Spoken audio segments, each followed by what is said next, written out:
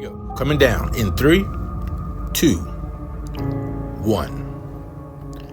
In a world where danger lurks in the shadows, where the line between heroes and villains is blurred, a team of extraordinary individuals is about to embark on a mission that will defy the odds.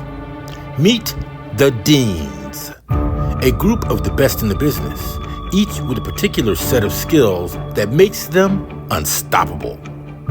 They may be strangers, but when the world is in peril, they come together as one. Get ready for the ultimate adrenaline rush as they take on the impossible. They say that there's nothing new under the sun, and yet we working for justice, hope, understand that that's not true. While some feel liberated by a diagnosis, others feel bound by them. That juxtaposition shows up in the earliest of classrooms. With hindsight being 2020, we now seek inclusion over integration, but are in some ways at square one. Today, we discuss mainstreaming and the practical application of unothering for a more educational experience. Welcome to Break the Box, Unothering the Other. The views expressed do not necessarily reflect the views of hosts or sponsors or Ripe Fruit Foundation. This information is not intended to replace therapeutic or medical advice. This session is being recorded and will be live on Facebook. Today, we are joined by an amazing panel. Latina Nicholson, with over 20 years of experience in education, she's worked with families of children with autism, ADHD, learning disabilities, anxiety, and sensory processing disorder. She holds a master's degree in education leadership and political and justice studies with a post-baccalaureate certificate or certification in autism spectrum disorders. She's a proud mother and has 4 neurodiverse children. We also have Eric Endlich. Eric Endlich is a PhD, clinical psychologist, and founder of Top College Consultants. He guides neurodivergent students through the college application process and co-teaches the UC Irvine Continuing Education course. Working with students with learning differences, Dr. Endlich has served on the Learning Differences, Neurodiversity, and Diversity, Equity, Inclusion committees of the Independent Education Consulates Association and was honored with a Making a Difference Award for contributions such as a database of neurodiversity-friendly colleges. A national presenter and professional writer, Dr. Endlich is regularly interviewed by various media, including Forbes, Money Magazine, College Confidential, and U.S. News and World Report. We also have Jessica Taylor with us. Jessica has been working for Baltimore County Public Schools for 5 years. She started her career as a social worker with the University of Maryland School of Social Work and changed careers to education. She teaches English, literature, theater arts, and AVID, and that's a college and career readiness program. Let's open up the discussion with a video snippet to set the stage for the panel to join.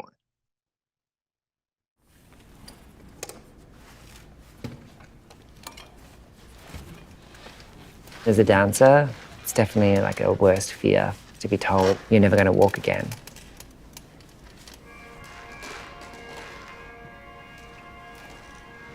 But dance isn't about being able to stand up. Dance is about, from the inside out, expressing yourself. I could move with my body. It was just different to what I used to do.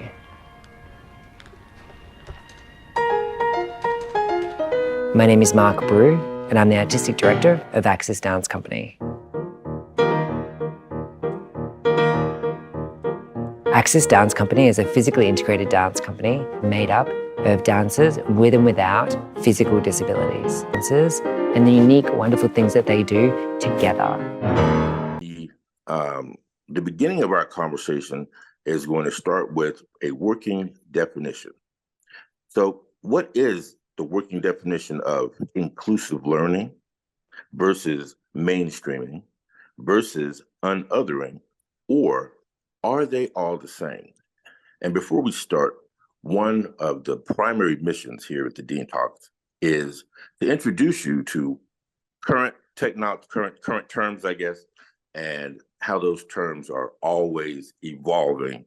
And just to use an example, it would be, we started with LBGT, and then now we're LGBTQ, and so on. So there's always an evolution in how we communicate. And here at the DEIN Talks, we try to stay as current as possible. So once again, we're looking at the working definition of inclusive learning versus mainstreaming versus unothering. Let's get started with our panel member, and we'll let Jess start the conversation. Jess? Hello, thank you and good morning. And so I can only speak from my experiences as a general educator in an inclusive classroom. To me, inclusion is a classroom setting, a learning environment that establishes needs and resources for diverse learners of all sorts. So what it looks like for me is children who are with certain learning disabilities or who are classified as special ed, working with the general population of students in our classroom. And it fosters a learning environment that helps to incorporate different viewpoints, different resources, and just allowing students who normally might have been isolated in their own classrooms to really share diverse points of view and thrive in a way that allows them to be with their peers. I am wholeheartedly agree with peer-to-peer interactions, and I think that it fosters growth among individuals who might not have that resource. Unothering is new to me, but to me, unothering is basically taking a student who might be different or on that could be neurodivergently, that could be according to race or cultural background, and basically just establishing a safe and comfortable learning environment among all peers on their with their specific grade level. Thanks, Jess. I'm Eric Endlick. I use he, him pronouns. One thing I should add to the introduction to myself is I'm also a parent of neurodivergent kids and a neurodivergent adult myself. And working with, I got to say, I love that clip. A couple of things I love about that clip are, number one, it's a great example of inclusion. You've got dancers with and without disabilities working together. Also, I just love the fact that it sort of upends our expectations. If you hear a description of a dancer, or if someone tells you they're a professional dancer, you wouldn't necessarily picture someone in a wheelchair. So it kind of expands your definition of what's possible. Students I work with have typically been receiving special education services. I'm typically working with high school students who are applying to college. And they desperately want to feel included. They often want to go off to college and have an experience where they don't feel separated, they don't feel labeled. So I see that so much that they have felt othered and they're trying to sort of break out of that. And I think that's how that happens is a process for society to grapple with, for institutions to grapple with. It isn't just up to the individual to somehow make that happen. But I think, it also depends on the student. Some students are going to be more capable of thriving in a mainstream environment than others. All right. Are there any other panelists that would like to contribute to that question? And once again, we're looking at the definitions of inclusive learning versus mainstreaming versus unothering. I do think the video definitely did a very great opportunity in showing what inclusiveness could look like and expanding your brain in this idea of there's not just one way to do things in the same space with the same people. However, I think when we think of unothering, I think we limit it to just inclusiveness. I see, when I think of unothering, the best example I can give is a Dr. Seuss book, and the stars upon the R's. And and so and the ones with stars with othered and ones not. And so if we are really looking at unothering, then we are looking at taking all of the outside things off. And then how do we navigate the world in a different space in education if we are taking all of what is perceived as a limitation, or that star upon the R's that identify you? How do we take that off? How do we remove that as the barrier to access to anything? Education, shopping, like how do we do that as a world? And like Eric indicated, one of the things that creates that kind of othering naturally is the education system. It is labeled from the beginning, there's general education and special education. Like that already creates that star upon the R's, and it puts this idea in your head that these people should be over here or they should be over there. And then when you look at that and add that to mainstreaming, mainstreaming just says, oh, we can put the star in the main area and let that star stand out. Or how do we do that? What does that look like? So those are like my ideas when I think of those definitions and those words.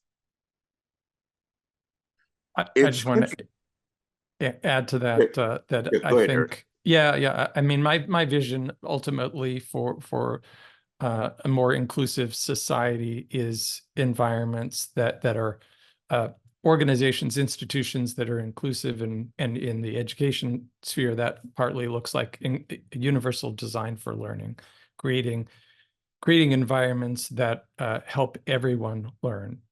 Just as a ramp at a building makes it easy for everyone to get into the building, there are ways to do that in the classroom. And so, of course, students really benefit from special education services, and students in high school and college may benefit from identity clubs. But the more inclusive and welcoming institutions become, the less you need to sort of carve out special services or groups, because everyone feels included to begin with. Okay, that prompts me to think about something, and I guess the longer that I've been hosting the Dean Talks and working with the Right Food Foundation on this, very critical mission of enlightenment and understanding, here's where I am, and feel free to jump in, panel, if you have any thoughts on this.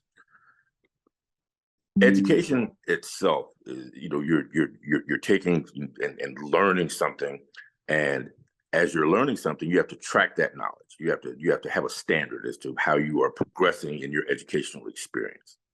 And I think in some cases now we are in a position where we can't just use a standardized example in order to gauge intelligence, in order to gauge development. So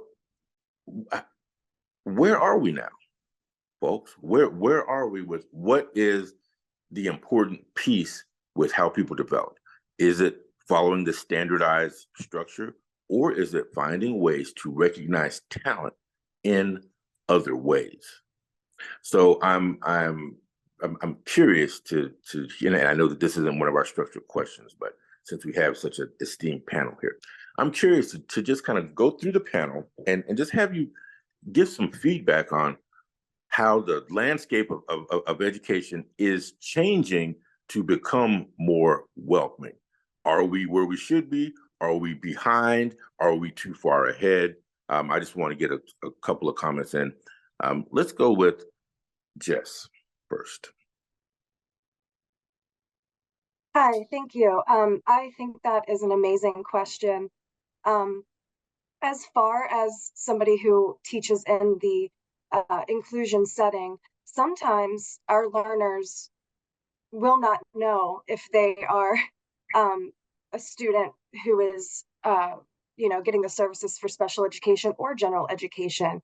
I think sometimes if it's done correctly, it's seamless. The kids are all just working together, and those resources that we're providing for special education students are also being used for our general education students as well, right?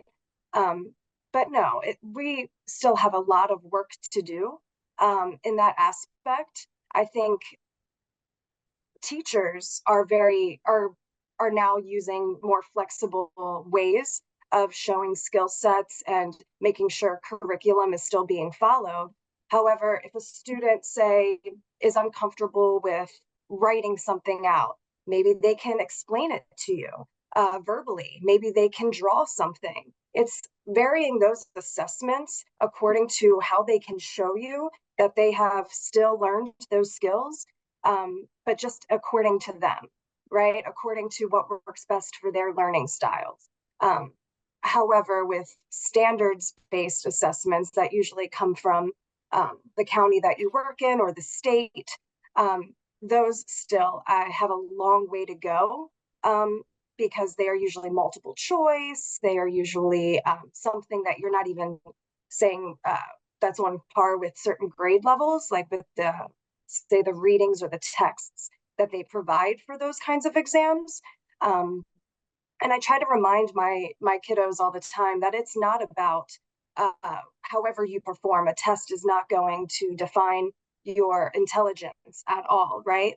But I do feel like with teachers specifically, we have control over the type of assessments that we can give, but it's going to take a while before the state or the county gets on board with those types of things. All right, so we are still kind of evolving, and again, I just want to stay centered on the question: is how do we continue to assess these students in a way that is fair? And it's interesting because I know, and I'm not fully versed with this, but I just heard that the SAT format is going to be changing.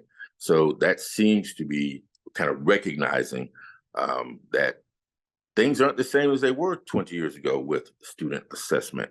And how do we make sure that that teacher or that instructor has a modality in order to express how a particular student learns or doesn't learn in a particular situation? And what just came to mind was how questions may be worded if you take an urban environment, for example, and you take a rural environment. If you have a question that says, how many chickens lay how many eggs or whatever, and that's in an urban environment, those students may not even understand, the chicken egg concept, and maybe that same question would be changed in an urban environment to say, okay, how many cars are going by honking horns or whatever. So it seems to be a work in progress, but I'm just very interested to see how we can try to keep track of giving people access and making sure that we are not leaving knowledge behind simply because we don't have a, as it was alluded to, an ABCD, question on a multi-choice test. Maybe the answer is we're going to move towards more expressing your ideas in a paragraph, and then having a teacher that can assess that and quantify that more on the teacher end than coming specifically from the student. Latina, did you have any input on that? I definitely think it is a work in progress. I don't think that we are there in no means of the stretch. I understand we have to have a standard of comparison, and so the standardized test and those things, but we have, in most spaces, have not acknowledged that learning differences and ones that we already knew. So I'm not even talking about the ones that we are still learning about. We have known for years there's kinesthetic learners, there's audio learners, Like we've known that for years. So that is not, we're not even talking about ADHD or ASD or any of those things. We're talking about, we have known for years that people learn in different ways. However, we only test in one way. And so I think we are very far behind when we look at how to acknowledge differences. And again, I have analogies. I come from analogies. I'm a storyteller. So, and how I relate things is I think about most of us who have lived in urban communities or rural communities.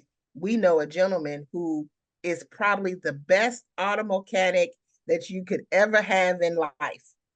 They know everything about every car and will fix your car in a way better than the dealership or any of the other places. But that gentleman has never ever been to one school, barely probably got through high school, but they're the best auto mechanic. And nobody necessarily acknowledges that person or that gentleman as being an expert in the field of auto mechanics. And I think that is the thing we need to think about, and how do we assess learning and education and what happens. Eric? Yeah, I love Latina's example. You know, it sort of illustrates the idea of multiple intelligences rather than sort of looking at one kind of intelligence. People can be really capable in a wide variety of areas. Just to zoom out on your question about, you know, are we going forwards? Are we going backwards? In the big picture, I would say both. You know, if you look around the country, if you read higher education news, as I do every day, you'll see, sadly, that there's a war on diversity, equity, and inclusion efforts in some states where they're actually being made illegal, where universities can't have these offices and staff. So that is very concerning, that it's going to make it difficult to create more inclusive environments. On the other hand, I also see in the news, increasingly students are starting neurodiversity and disability clubs on campuses, or asking the university to create something called the Disability Cultural Center. And universities, there's a new concept of sort of the autism-friendly university. Again, it's that sort of universal design, make the whole institution friendly rather than just carve out services. So I'm seeing encouraging signs as well as signs of concerns in some areas. Back to your question about assessment. So, you know, with standardized tests, I think you mentioned the SAT. There's a long history of concern that standardized tests have inherent biases. If you read articles on this, some people will argue one side, some people will argue the other. Even if you think the test itself isn't biased, there's certainly biases in the environment, in the sense that if you are in a wealthy family, you can afford test prep, which could lead you to do better than another student who can't afford test prep tutors. But what I like about the admissions in the US is that they're typically holistic, meaning that multiple different indicators are looked at. And one of the effects of the pandemic, which has, I think, been beneficial to a lot of students, is this move towards test optional admissions, or in some cases, test-free admissions. So sometimes the test, can work to your advantage. And if it doesn't, you can apply to colleges that are test optional and not worry about, the fact that you're not a great test taker. You may be, back to Latina's example of different kinds of strengths. You might be really good, let's say, in the performing arts and have an amazing portfolio that could help you get admitted to college, but maybe you're not strong at standardized tests. And since universities tend to be holistic and look at a lot of different things, that can leave room for different students with a lot of different strengths. Absolutely. Absolutely. And, another, interesting note for me is the longer that we've done this, the more that I see everyone, literally, including myself, says, okay, I am neurodivergent. And with that being said, I guess now my question becomes, what is, quote, normal? And I think that we may have, that how do you say that, that barn door is open and the horse has already left. But how can you define normal? It seems like that is the challenge now. It used to be, what is the challenge defining, what is not normal, when now I'm literally looking for, okay, who can raise their hand and say, I'm quote unquote normal. I don't think that anyone has the space to say that so much anymore. All right. You're listening to the DEIN Talks. My name is Stephen King. I'm the host, and we are continuing this very engaging conversation with our illustrious panel. Let's move on. A lot of this is dependent on knowing what students are struggling with. For a neurodiverse student or their parents, disclosing can be limiting or liberating. What does that decision to disclose look like in a learning environment? How does it play out? Eric?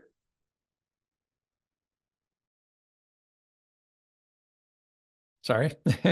This is a topic that comes up a lot with the students I work with. Again, I'm primarily working with high school students applying to college, and students with different kinds of disabilities, primarily neurodivergent students. And this question comes up a lot with students and often their parents. Is this something colleges are going to know about? Is this something we should be telling colleges about? Is it going to help? Is it going to hurt? I've written about this. I don't know how to put it in the main chat, but I just put it in the panel chat on one of the articles I wrote on this topic. So generally speaking, there's no reason to think that disclosure, first of all, disclosure is completely optional. If you have a disability in high school and you're applying to college, colleges are not going to know that from seeing your transcript. Although if you attended a school that's exclusively a high school that's exclusively for students with learning differences, admissions officers can probably figure that out. But it's not visible in your application unless you choose to make it visible. So that's nice that it empowers the student. Do I want colleges to know that I'm autistic or I have some type of disability, or do I want to save that for later? Totally up to the student. No reason to think that it is either going to help them or harm them. You don't get extra points for a disability, but you shouldn't be discriminated against either. It would be illegal to discriminate against you. Not to say that illegal things don't happen, but there's no evidence that it helps or harms students across the board.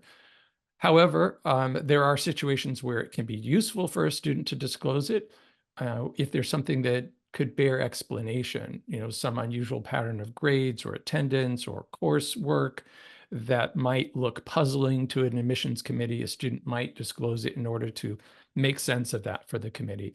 And then the other thing is, I have a lot of students who are proud of their neurodivergence or proud of their disability, and they want to share that. And this is a great opportunity when students are kind of moving into the adult role, moving into a more independent role, where they can make that decision. They can say, my parent may feel this way or that way, but this is a key part of my story that I want to share. I feel like if the college is wants to understand me, they need to know this about me. So I'm going to put it in my essay, and I'm going to tell my story. And lots of my students write about their neurodiversity in their essays, and they do just fine. And it's wonderful to see. So again, and that was, it's good to get some real context here, because as a host and as kind of hosting the interview, we really depend on those of you that are kind of quote unquote in the field to tell us what is actually going on out there. And to take it a step further, this platform is to allow an exchange of ideas in order to further our mission. Now, using this question as an example, how can disclosing be limiting or liberating?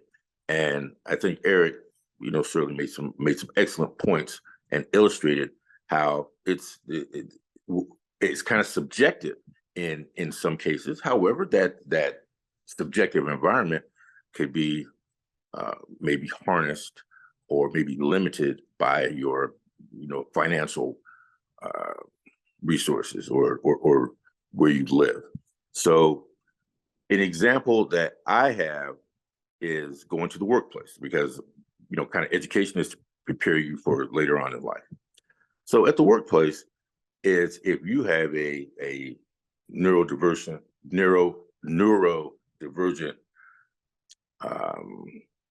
presentation of some kind, your workers, your worker may say, well, why do you do this or why do you do that? And then you disclose to them, well, I do this and I do that because of this reason.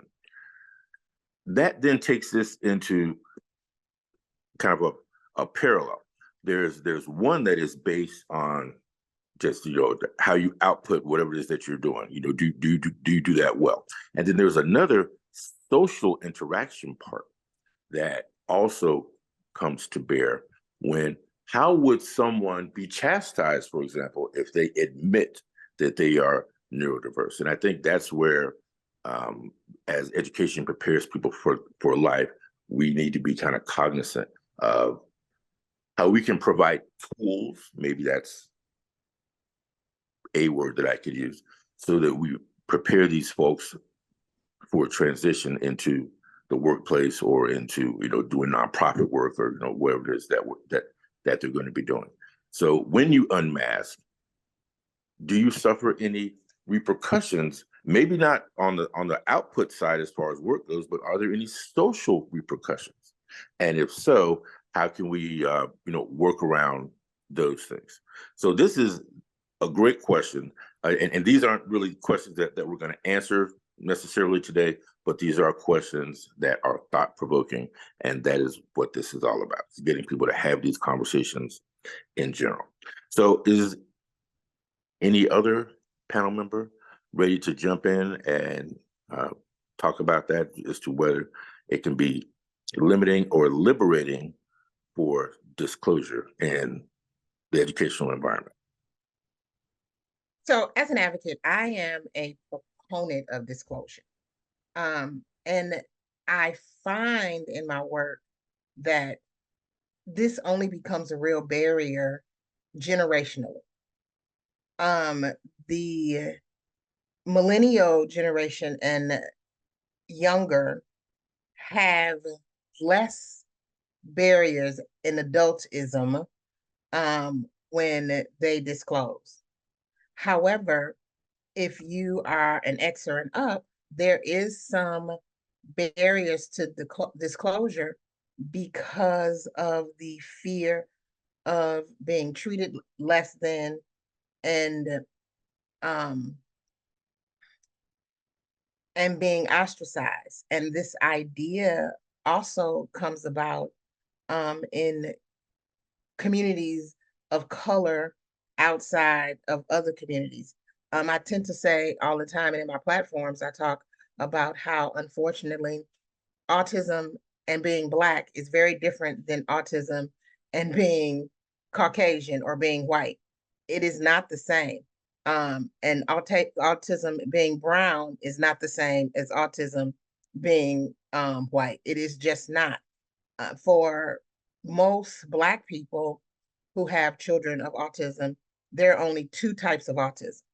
There is the autism where your child will need lifelong help and care in your family. And so we don't necessarily, I've seen culturally, it is not necessarily disclosed in the way it is that child is going to just need care. And then there's the autism, can my child get a job? Like, there are no other areas. However, autism in white, they talk a lot about the levels which are clinically diagnosed in autism and how much support needs you need, and if you're high support needs or low support needs. And so it makes a difference in how you disclose, because it tells people how to interact with you or how to understand what's happening at times, especially as we note across the country the tragedies that happen when law enforcement comes out to assist when a person of autism is in crisis. And so that disclosure in my opinion, is linked to awareness and how to respond and how to interact in a way. You mentioned the word earlier, normal, and understanding that there's no such thing as normal, but there is a thing as typical. And so it's like, how do we perceive that a person will typically respond, or as lawyers like to use, reasonably prudent person would typically respond in this situation? And so disclosure helps that, because then you can hopefully articulate this idea that, okay, a reasonably prudent person would typically respond this way, but we know this person has autism and that may be altered. We know this person is neurodivergent and that may be altered based on perceptions, feelings, emotions, or whatever. And so it should bring about a kinder, gentler approach. What you said about law enforcement really resonates with me, because if you have someone who's presenting for whatever reason, and law enforcement does arrive, and now what you're saying is, okay, in this case, we need to try to explain to law enforcement why the person is acting the way that they're acting, as opposed to law enforcement maybe reacting and saying, well, this person is loud, therefore they're disturbing the peace, so our solution is to put them in jail, right? Which solves the problem in the community right then, as far as whatever the disturbance is. But underneath that, as we dig down as to why is it, it's almost like an existential approach. Why is this person acting this way? And certainly, and this is very important, certainly in a situation where law enforcement arrives, if someone says, hey, this person has ADHD, or this person was triggered because of this or because of that, the sensitivity for law enforcement is to stop and listen and take that new knowledge into consideration before they just, because we can't just warehouse people. Jail is for people who are have committed crimes or suspected of committing crimes. Jail is not a place for people that need some intervention as far as coping skills or things of that nature. So it's just interesting that you said that, because I think that's a real life example of when, hey, this is why this person's acting this way, as opposed to law enforcement just reacting to the situation that is presenting. So very good. Latina, thanks for bringing that up, and we're continuing our conversation. Does anyone else in the panel want to jump in there? Okay, very good. Then next on the Dean Talks is another video as we prepare for our next phase of questions. We've maybe touched on the topic, but we want to teach you the concept, and we want to teach you strategies to understand how to write them or how to solve problems. The model of special education I use is an inclusion model. We co-teach, so all of our special education students that are mild to moderate are in the mainstream classrooms, and so we have to be able to meet their needs in the general education classroom. I would say the reason we have a true team teaching model in her classroom is because we spend a lot of time planning. It's absolutely necessary if it's going to be a true team teaching model, because we have to be on the same page. We have to both know what we're going to be doing in the classroom on any given day. I help her plan lessons, activities. She plans some lessons, activities. So it's a very, very collaborative effort in terms of the way that we team teach. All right, here we go. All right. You're listening to the Dean Talks. My name is Stephen King, and we have an illustrious panel here with us as we're continuing to talk about breaking the box of your label or diagnosis. Now, this seems more possible in the inclusive learning model. Socially with parents, or in terms of resource availability, how does shifting, evolving, or expanding from a diagnosis play out? Latina?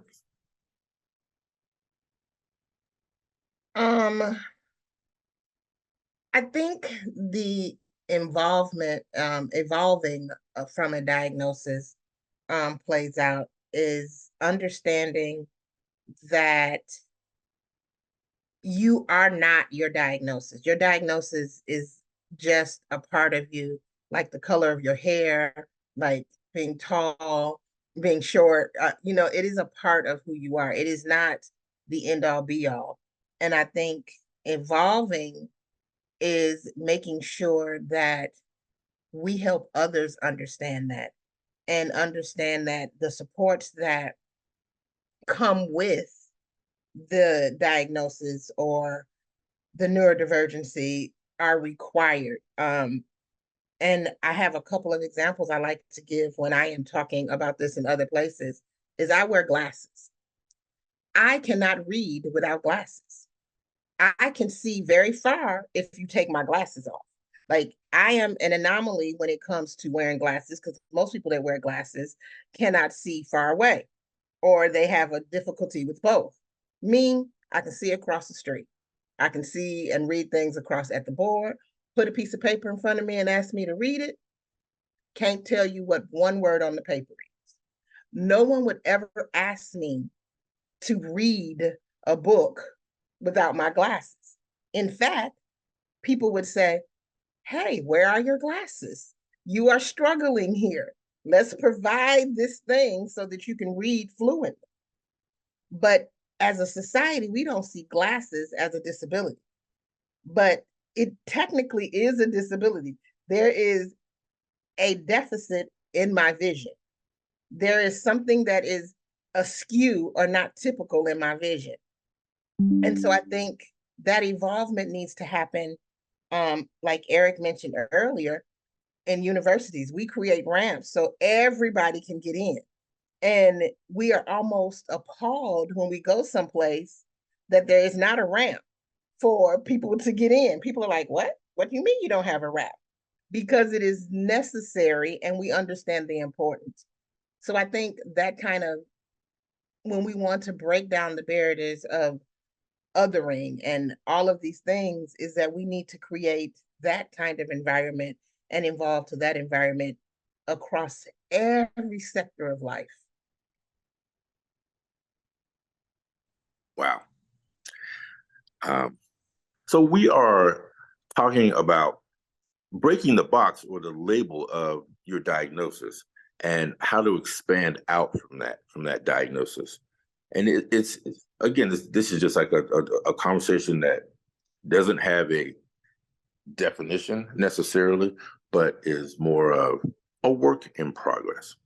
So any other panel members like to contribute to how are we expanding out from a diagnosis, and how does that play out? I just want to add a little nuance to something Latina was talking about, saying that you're not your diagnosis, that you're more than your diagnosis. I think if you asked a lot of students would agree with that and would say, I'm a musician, I'm an artist, I'm an athlete, and I also happen to have dyslexia or ADHD. But not everyone would say that. Historically, neurotypical people and professionals working with neurodivergent people were taught that it's better to use person-first language, a person with ADHD, a person with autism. Turns out surveys of autistic people show that 80% of us actually prefer identity-first language. I'm an autistic person. It's a central part of my identity. And just like you wouldn't say, a person with whiteness or a person with maleness, so just like with pronouns, I think it's best to ask the person how they want to be identified, how they think of themselves, because not everybody thinks about themselves the same way. And another thing about diagnoses is that can be shifting within the person, in the sense that people get different diagnoses as they go along. I work with lots of teens who have only recently got the most recent diagnosis. Maybe they already knew they had ADHD. Now they got a diagnosis of autism just in the past few months. And they're coming to terms with that. And coming to terms with it is a process. It isn't like, okay, just check that box and move on. It's like, wow, I got to really think about, what does that mean for me? And what kind of services do I need? And how am I going to talk about myself? How do I think about myself? So it can be pretty complex and different depending on the individual. Absolutely. And again, that kind of feeds into why we're here. We're just trying to have a conversation here. We're trying to gather as many people using this technology that we have at our hands so that we are bringing in people from around the world to source their ideas on this very important topic. And it's just, for those of us like me, for example, who's, I've been on the planet for a while. I remember before the internet.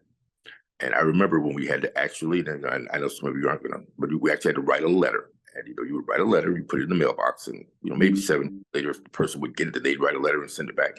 Now everything is done immediately. And I think with that immediacy that people are used to, people are looking for these quick fixes on everything. And that's certainly not the case. I'm going to resonate what I said earlier, which is, what is it? If everyone here is neurodivergent, then that seems like the norm.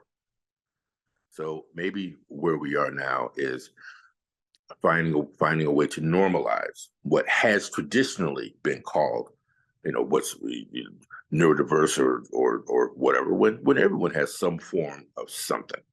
And we just need to continue to figure out how to move that trajectory along. Listening to the Dean Talks, we are having an engaging conversation with our panel.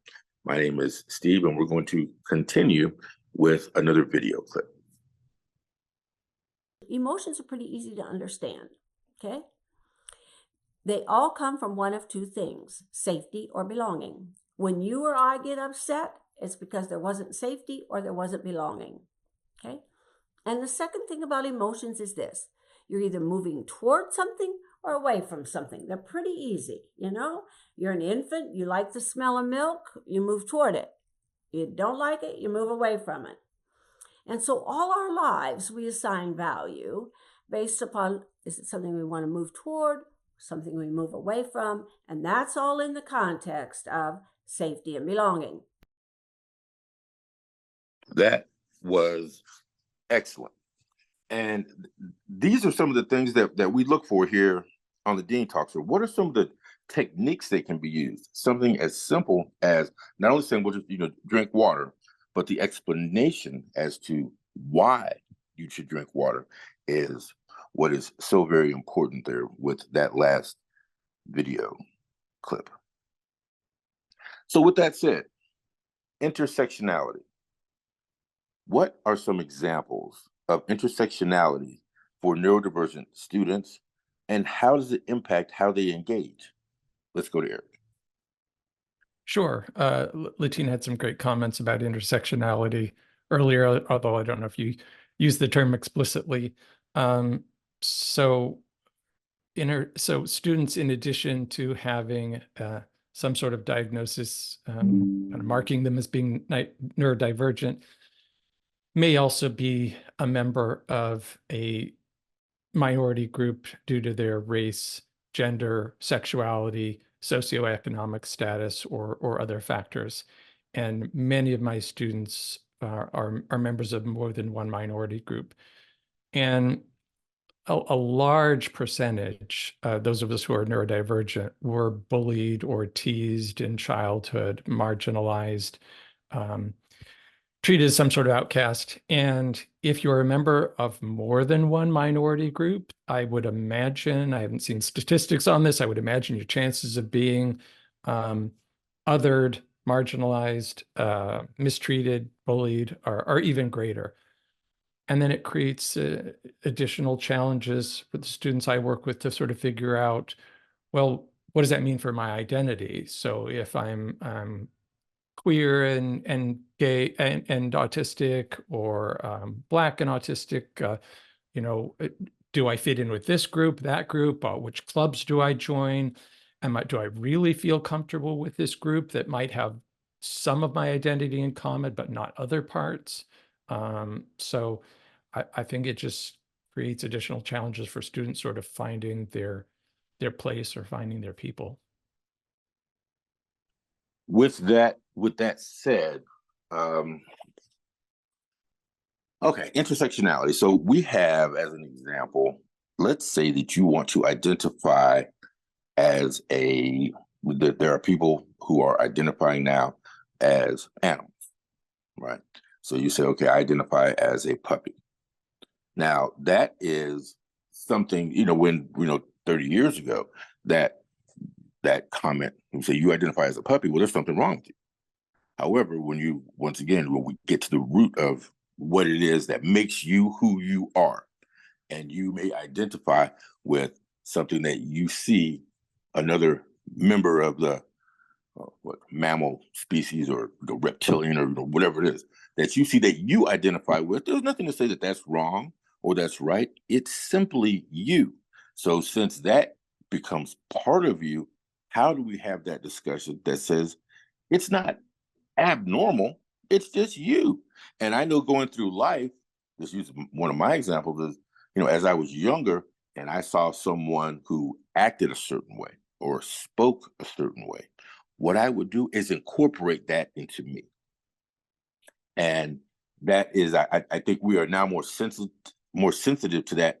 That incorporation may come outside of just dealing with your neighbors or because with the internet, you're so exposed to so many new things now that it's just not the same. You didn't grow up in the same town next to the same person and get married and have children. Now you meet someone on the internet and from a different country or whatever. So there's so many different dynamics, and we're trying to stay ahead of these curves because we just don't want people left behind.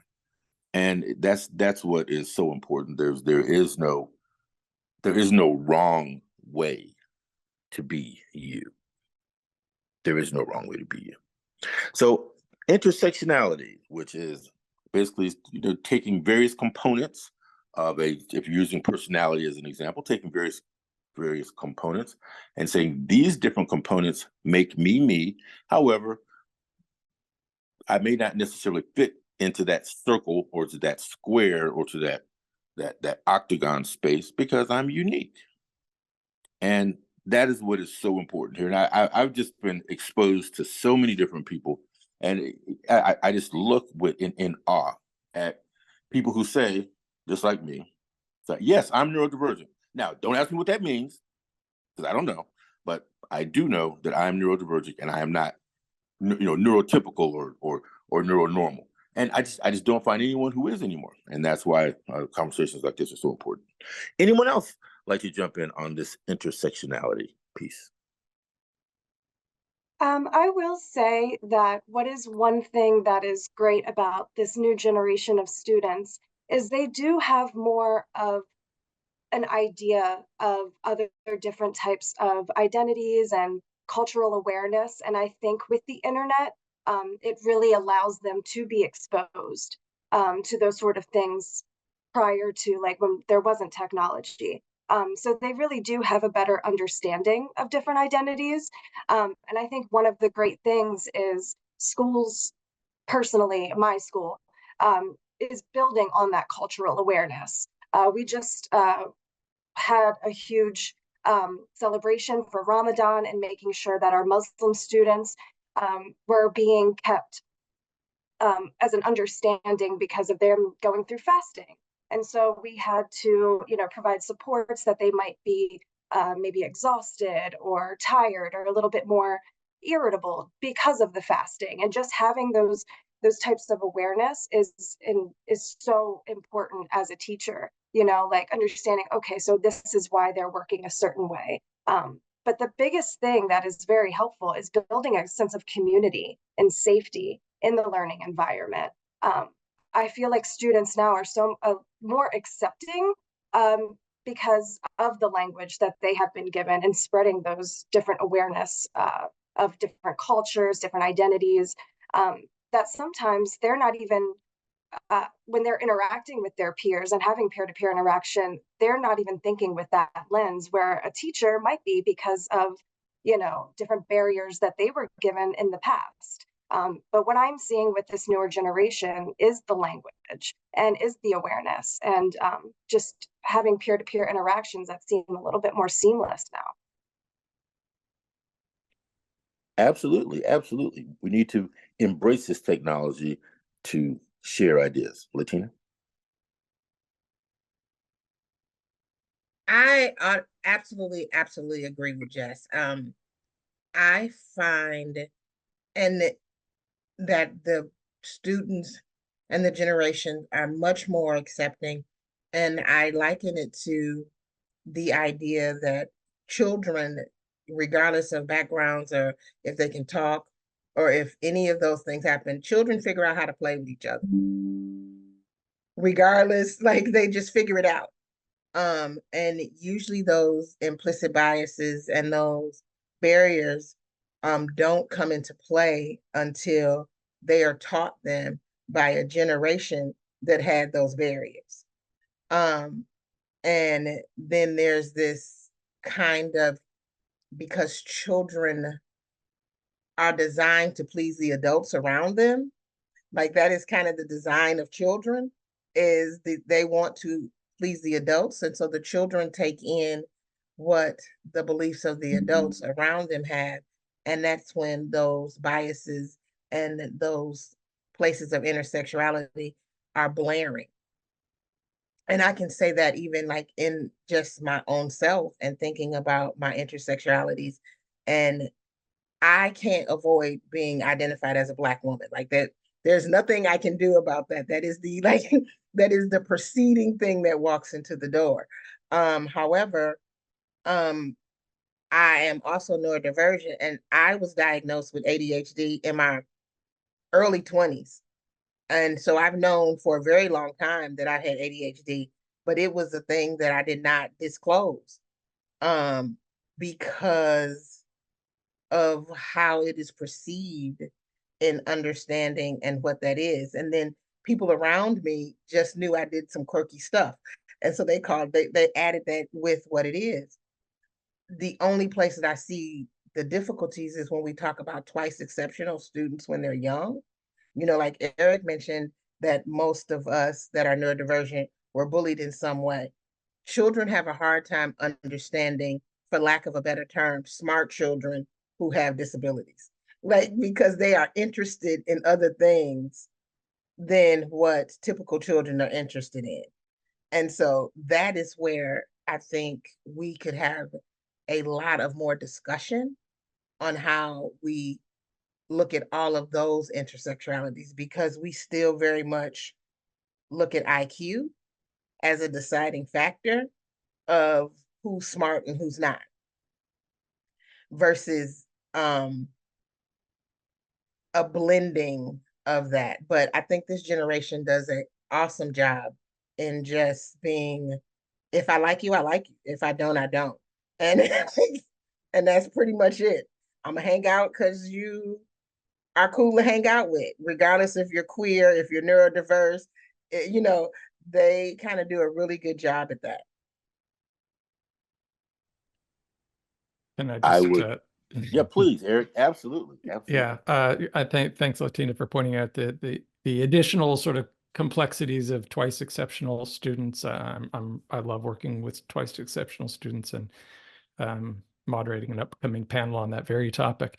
And I see it sort of cuts both ways with 2E students, either because they are smart and they're getting good grades, they don't get the supports or understanding for the challenges that they have. And, you know, the school system may say, look at their transcript, they're getting A's, they don't need an IEP. Or the flip side, that because of their other labels, they aren't given the opportunities that they deserve given their capabilities. So because maybe they have a label of autism, that they're not on a college going track in school or something like that. And also want to go back to Jess's comment about, you know, the changes in the generation that we're seeing. I also agree. Kids today have an openness and inclusiveness that is really encouraging, very exciting to see, that wasn't there when I was growing up, as far as being welcoming and understanding of, you know, say, different gender or sexual minorities.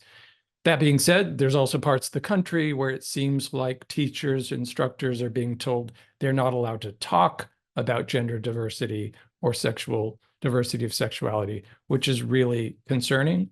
But I do think in the big picture as a society, we generally make progress and go in the right direction. And sometimes it's 2 steps forward and 1 step back. What what you said, Eric, resonates, and it brings another question to me, which is, we're focusing on how we're utilizing this technology for students to interact, and okay, they like hanging out with each other, and that's fine.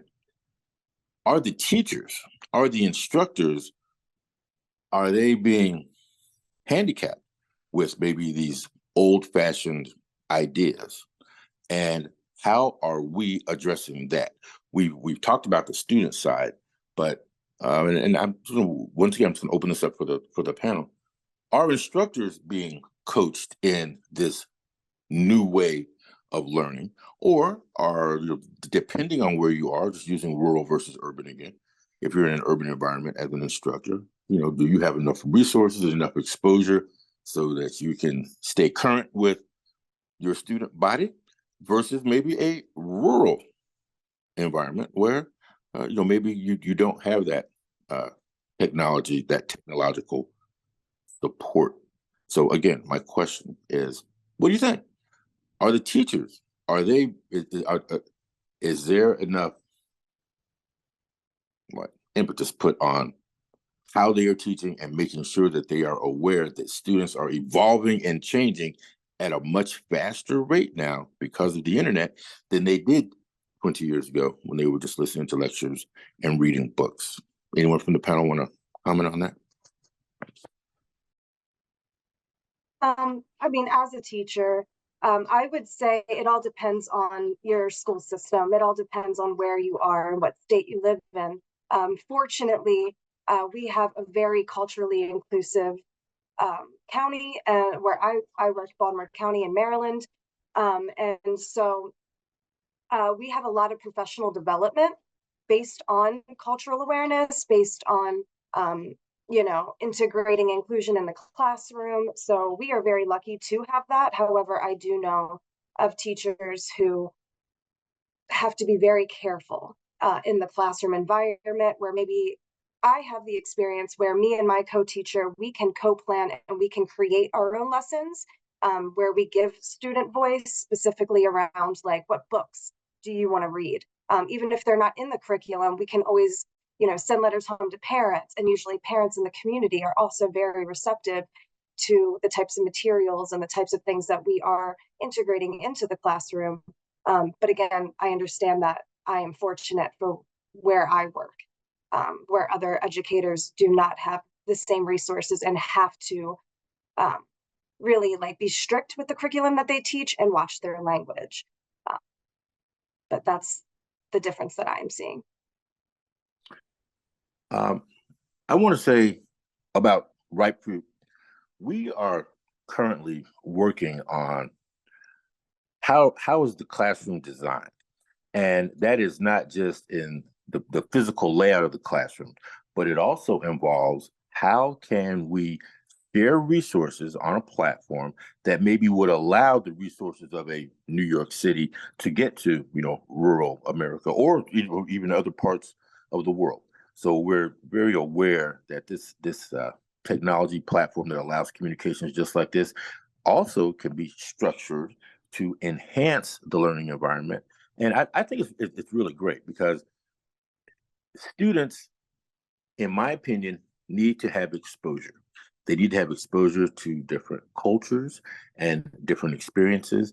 And the internet allows that in real time, which certainly is going to quicken their pace in learning. And then the teacher, on the other hand, needs to also be aware of that very fluid environment, because the students are interacting on their own. Nothing is structured like it used to be. It used to be, you stayed in your house and your parent let you go out and told you when to come in. Now you hop on the internet and surf the web and interact with whoever you want to interact. And of course, that's good in some cases, but that also can be bad, because we certainly have other people who may not have the best intentions in mind as they reach out to our children online.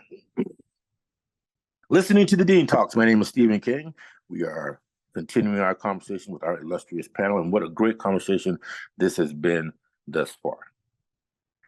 We have received some real-time texts from professionals, and I thought we could discuss their concern and possibly add some value.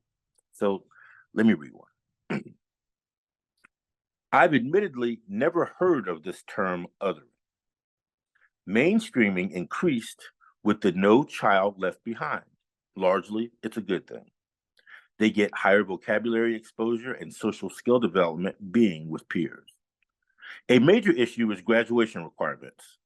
They still have to meet standards when there's no alternative diploma option. And removal of an option of a real diploma, that's a big deal. We have too many kiddos in the no man's land space, and that's really hard. They're too self-aware and developed to be placed in a room of students who are nonverbal and struggle to access curriculum. But they're way too low for general ed, and so they're lost. And that's from a female school psychologist who is overworked and underpaid for her value. Panel, would you like to weigh in on that comment?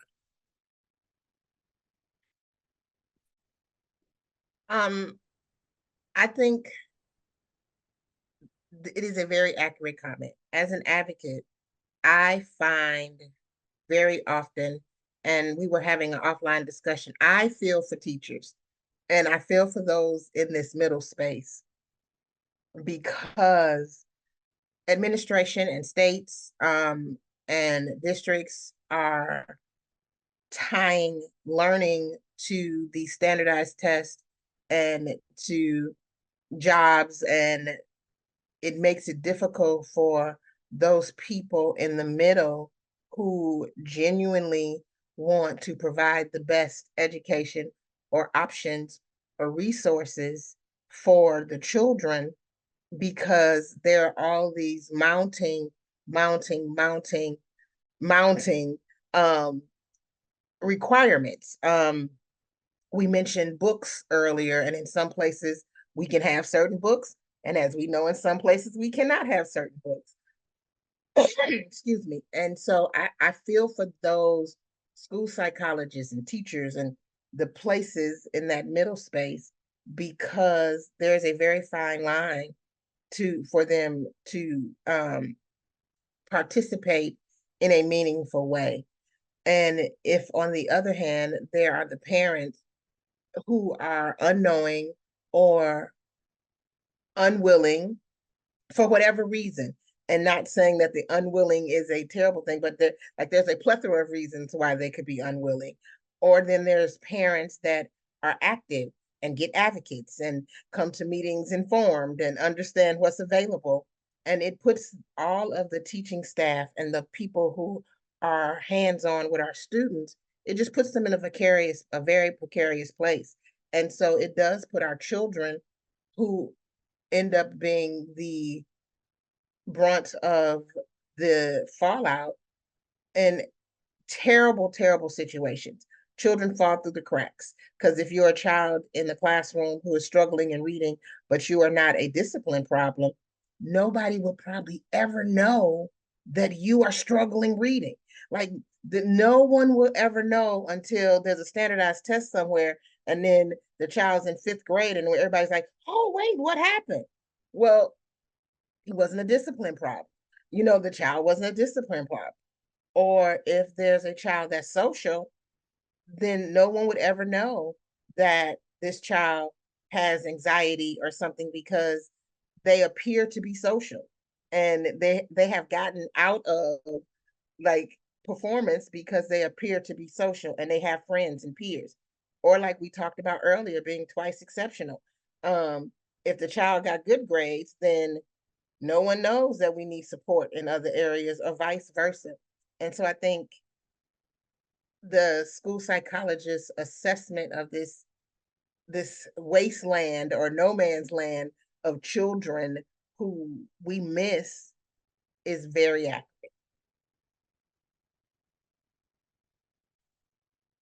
The interesting thing that you brought up here, I'm going to use another a parallel. I'm going to use the criminal justice system. So we have a court system that, depending on where you are in the country, depends on how the court interprets your violation. So what someone can get away with and get 5 years in jail in Montana, in Florida, they'll get 40 years in jail. And my point is that here in the, and just using the United States, here in the United States, there are different cultures depending on where you live. Those different cultures transfer into how education is dispersed.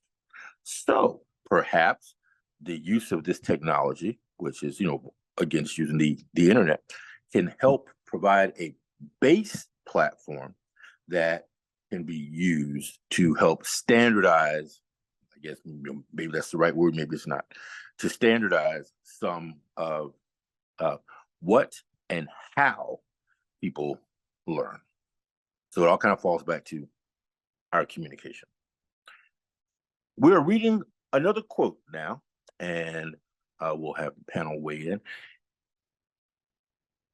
And I quote, "I feel that inclusion has been the push for so long that othering has no place or opportunity in the classroom. Not saying that it's not happening, because I'm sure it is, but classrooms now are so diverse academically, behaviorally, and even down to what or who a student identifies as that we just accept who we teach. Othering a student based on a difference would land a teacher in a disciplinary situation." We touched on that a little earlier, but panel, go ahead and weigh in on that. Well, it's a very encouraging statement, and I hope it's representative of classrooms across the country. I tour colleges. I don't tour elementary and middle school classrooms, so I can't speak to whether that is universally true. But othering doesn't just come from teachers. It can come from other students, and it can come from what students experience in the greater society. I've seen politicians on national TV mock people with disabilities. So, it's what are students seeing out there, not just from the teacher, but from other students, maybe not in the classroom, but in the lunchroom, in the schoolyard.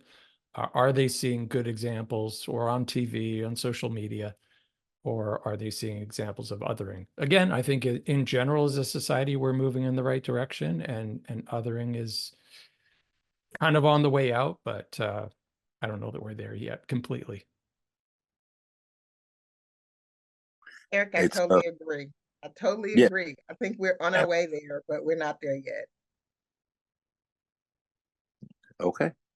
And I guess the big takeaway from this is it's all about constant communication as we struggle to define. It's kind of weird in that we're trying to define something now, and by the time we come up with what I guess is considered a definition, well, now that thing that we're defined has changed.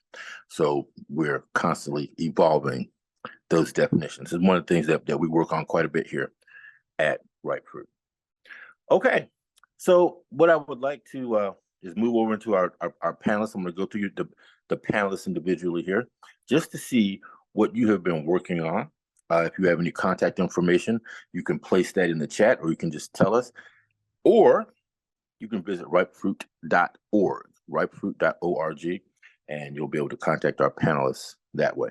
But let's get started with Jess. Jess, what are you working on, and how can folks get in touch with you? Hi. So what I am currently working on is still just trying to integrate, inclusion into my classroom. I do believe that my school, again, we're doing pretty great with that, with the cultural awareness, with the professional developments that we are doing. But just a little side plug, I do teach theater in Baltimore County. So if anybody is interested, we are performing Little Women. And it is in April 18th, 19th, and 20th. And I can put my contact into the chat.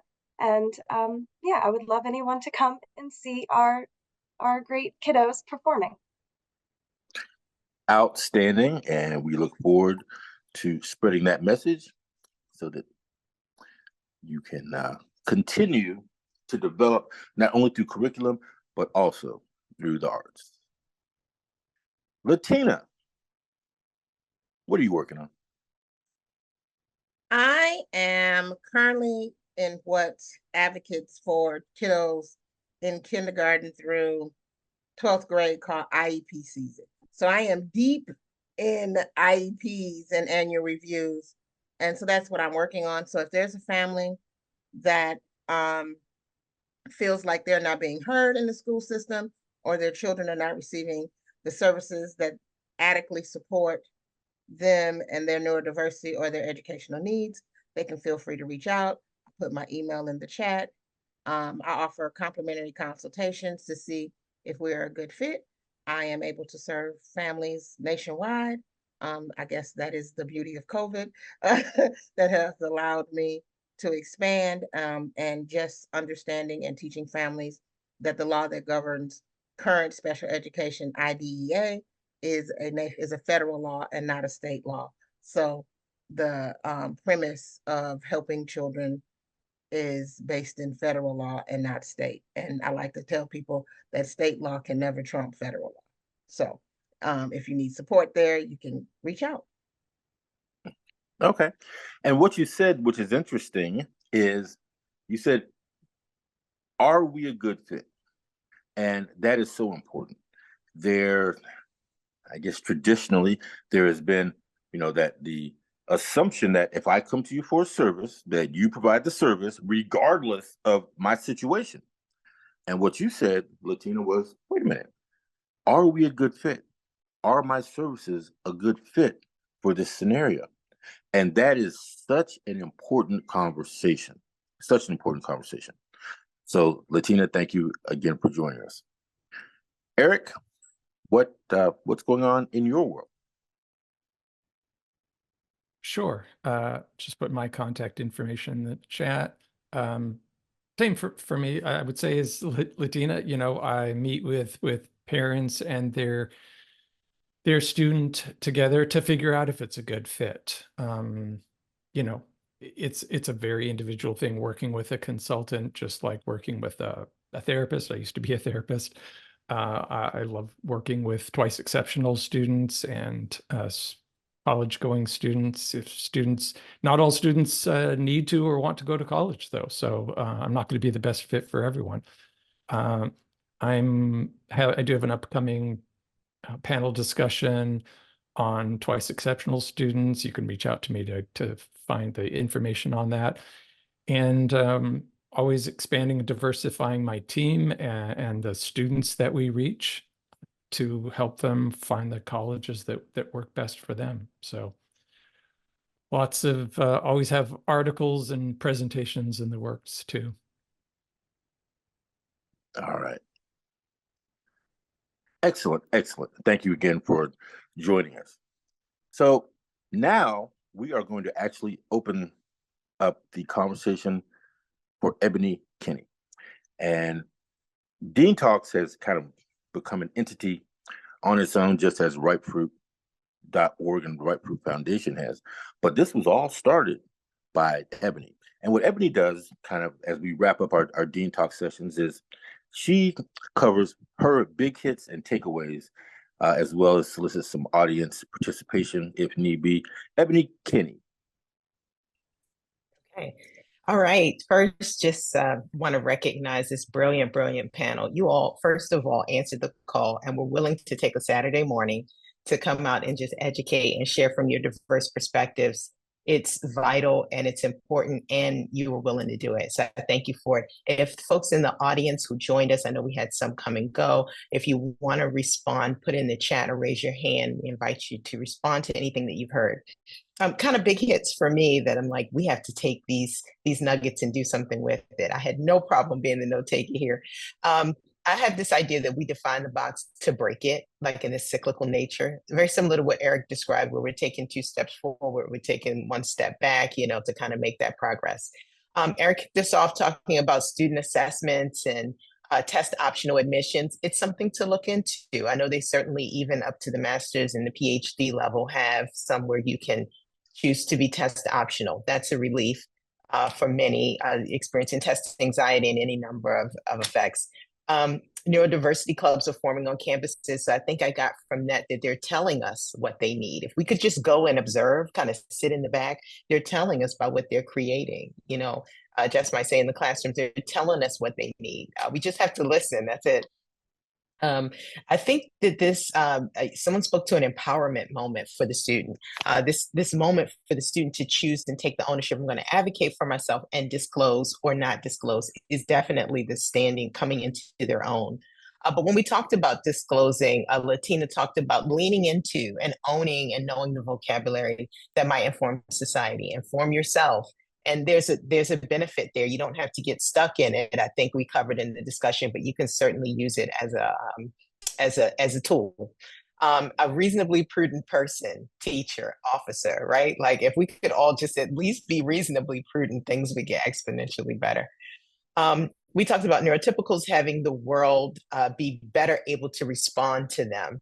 And we don't see glasses as a disability. I love that example, but we all find a way to accommodate and think about it. If someone were to say, I dropped my glasses, everyone would stop and look, and it wouldn't be this question of, should we be considering this? Because this is a clear need. And if we thought of it that way, I think it would liberate some of us from some of us that may not be represented in the room.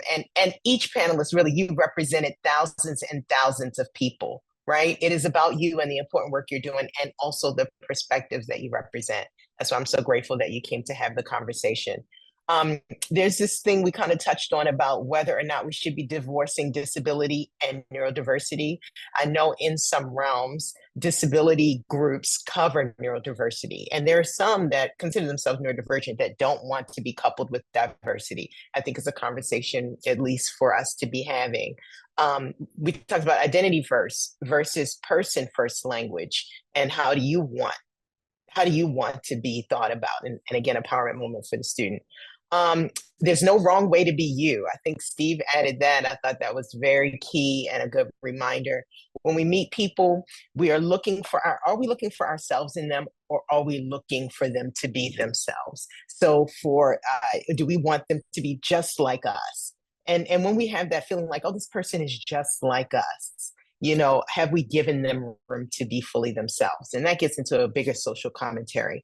But language and awareness as technology is something else that came out of the conversation. I thought that was major. It is absolutely technology. And so this resistance to learning new words and new terms is really bad for the brain. But besides that, we aren't leaning into the technology that's now available to us.